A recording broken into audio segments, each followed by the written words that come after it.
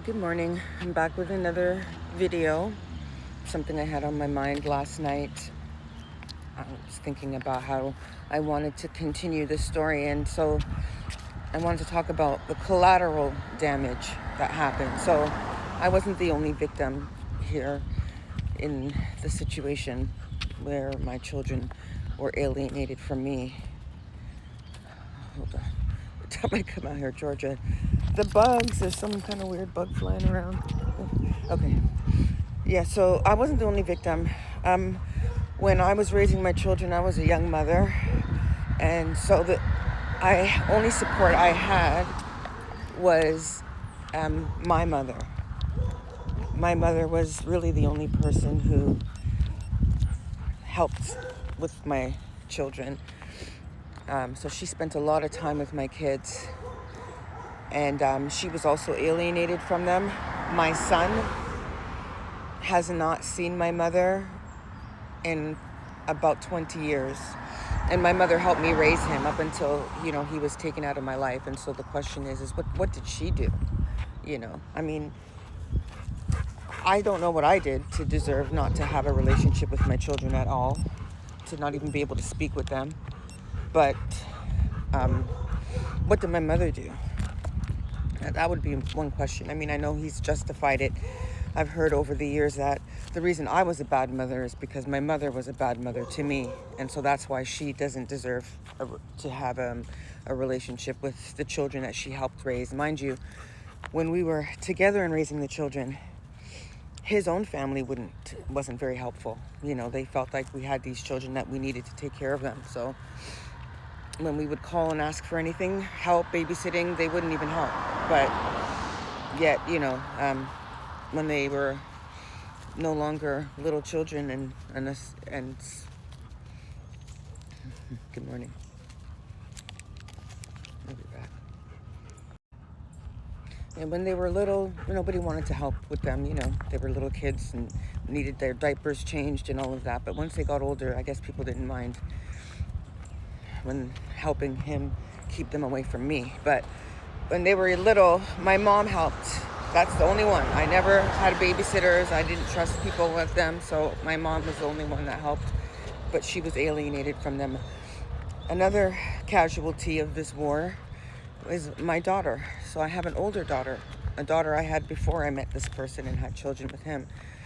And so she's also been kept from her brother and her sister, which, I know it affects it. She says it doesn't affect her. She's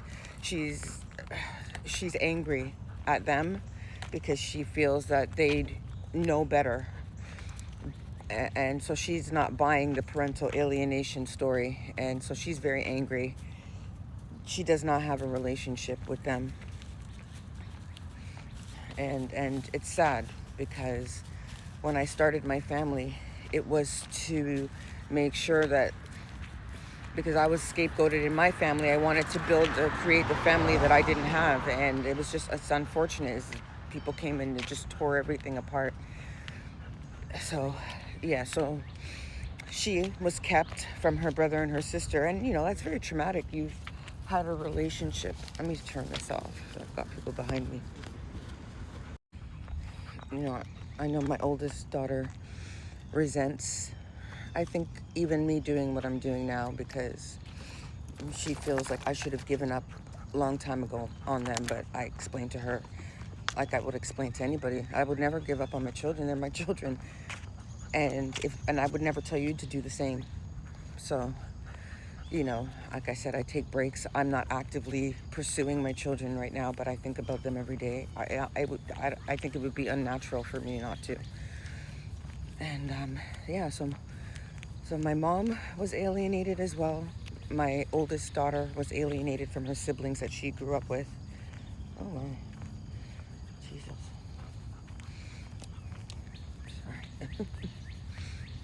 Sorry.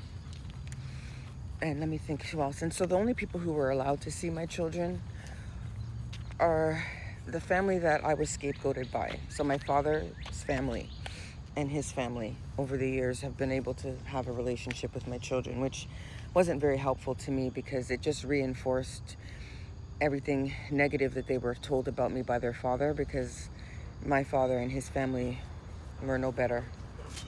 I'll get into that at another time when I start talking about that part of my life.